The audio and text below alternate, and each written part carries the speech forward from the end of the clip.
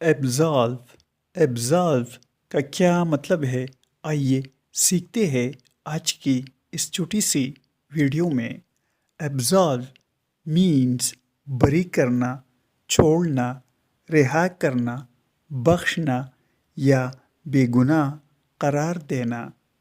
For example, they promised to absolve her from any responsibility.